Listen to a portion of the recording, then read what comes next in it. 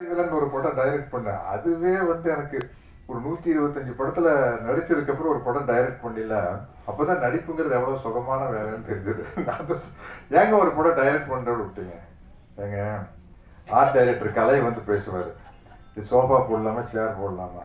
கலை நீங்க தலைவரை கொஞ்சம் சோஃபா இருந்தா பெட்டரா இருக்கும் அப்படின்னா நக்மாவோட காஸ்டியூம் வருவார். சார் புடவை கொடுக்கலாமா சார், சுடிதார் கொடுக்கலாமா? அவங்ககிட்டயே கேளுங்க, அவங்களுக்கு தெரியாதா? சரி சுடிதார் கொடுங்க, சுடிதார் கொடுங்கன்னு டைலாக் எழுதலாமன்னு போகல ஹேர் ட்ரெஸ் வருவார். Sir நக்மாக்கு கொண்டையா loose Hera ஜடையா sir? அம்மா அம்மா தேவையா உனக்கு டைரக்டர்? ஃபைட் மாஸ்டர் ரேம்பர் வச்சுங்க வந்து சார் நாளைக்கு எத்தனை ஃபைட்டர் வச்சுக்கலாம் அப்படிங்கிற ப்ரொடியூசர் ராம்நாத் நின்றுட்டே இருப்பார். 50ன்னு சொன்னால் அவர் வருத்தப்படுவாரா? ஒரு 10 சொன்னால் 10ன்னா ஸ்டண்ட் மாஸ்டர் வந்து சார் 10 பேர் வச்சு எடுத்தால் நல்லா இருக்காது சார், கிராண்டாக இருக்காது இருப்பார்.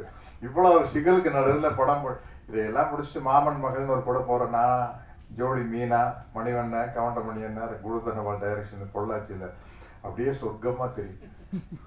ஷார்ட் அடினா போனோம், ஸ்டார் கேமரா ஆக்சிடென்ட் அடித்தோம், கட்டுனா வந்து உட்காந்தோம், உலக அரட்டை அடிச்சுட்டு அங்கே லொக்கேஷன் இல்லாத மற்ற எல்லா நடிகர்களை பற்றி கலாய்ச்சிட்டு இருக்கிறவங்களை பற்றி பேச முடியல, இல்லாதவங்களை பற்றி எல்லாம் பேசி ஜாலியாக இருந்தது. இப்போ உண்மையிலேயே இந்த படம் வந்து எனக்கு பிரமிப்பாக இருக்குது. சேரன் சார் நீங்கள் பார்த்தீங்களா?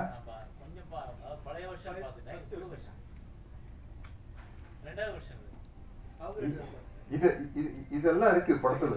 இது எப்படி சாத்தியம் எனக்கு ஒன்றும் புரிய மாட்டேங்குது. அப்ப ஒன் மேன் ஆர்மின்னு சொல்ற மாதிரி ஒன் மேன் ராஜமௌலின்னு நினைக்கிறேன், ஒன் மேன் பாகுபலி அப்படிங்கிற அதிகம். ஓ ரொம்ப நேர்த்தி எடுத்துருக்கேன். ஓ ஆனா அது வந்து அது ஒரு என்ன சொல்லுதுன்னு கேட்டீங்கன்னாக்க ஒரு ஒரு குறையுள்ள படமா இருக்கு. அவ்வளவு சிறப்பு இல்லை. உண்மையிலேயே பத்திரிகை நண்பர்கள்கிட்ட நான் இது வரைக்கும் கெஞ்சி கேட்டுக்கிறேன் வேண்டி கேட்டுக்கிறேன்லாம் சொன்னதில்லைன்னு நினைக்கிறேன். என் ஞாபகத்துக்கு நான் நடித்த படத்தை எப்படியாச்சும் கொண்டு போய் ஜனங்கிட்ட சேர்க்கணும். எப்படியாச்சும் எல்லாம் சேர்க்க முடியாது, நல்லா இருந்தால் தான் போய் சேர்க்க முடியும். எப்படியாச்சும் எப்படி சேர்க்கிறது? அது சரியா இல்லாத சாப்பாட்டை எப்படியாச்சும் எப்படி சாப்பிட முடியும்? நல்லா இருந்தால் தான் சாப்பிட முடியும்.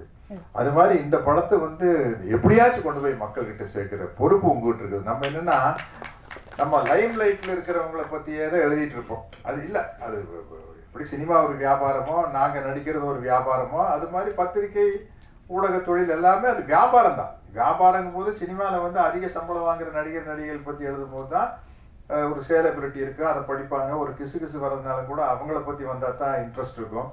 யாரோ தெரியாத முகத்தை பற்றி எழுதுல இன்ட்ரெஸ்ட் இருக்காது. பட் இது மிகப்பெரிய சாதனையாக நான் கருதுறேன். அவர் சொல்லிட்டு இருப்பாருங்க, மோர் தென் ராஜமௌலி மோர் தென் பாகுபலி அப்படின்னா இந்த படத்தை கொண்டு போய் இப்போ என்னதான் இங்கே பேசினாலும் உங்கள் கையில் தான் இருக்குது. இதை வந்து நீங்கள் 100 கோடி 200 கோடி சம்பளம் வாங்குற கதாநாயகருடைய படத்தை எல்லாத்தையும் தாண்டி நீங்கள் ப்ரமோட் பண்ணாதான் முடியும், இல்லாட்டி முடியாது. ஏன்னா அவங்களுக்கு ப்ரமோஷன் தேவையில்லை, அவங்களுக்கு தேவையில்லை, அவங்க முகம் போஸ்டர் இருந்தாலும் வந்துட்டு போகிறாங்க, அவ்வளோதானே. அதனால வந்து இது உங்களுடைய ஒரு டியூட்டியாக எடுத்துக்கணும், கடமையாக எடுத்துக்கணும். அப்போ தான் வந்து இந்த மாதிரி புதிய முயற்சிகள் பண்ணக்கூடிய இயக்குநர்கள் இளைஞர்கள் நிறையா சினிமாவுக்கு வருவாங்க.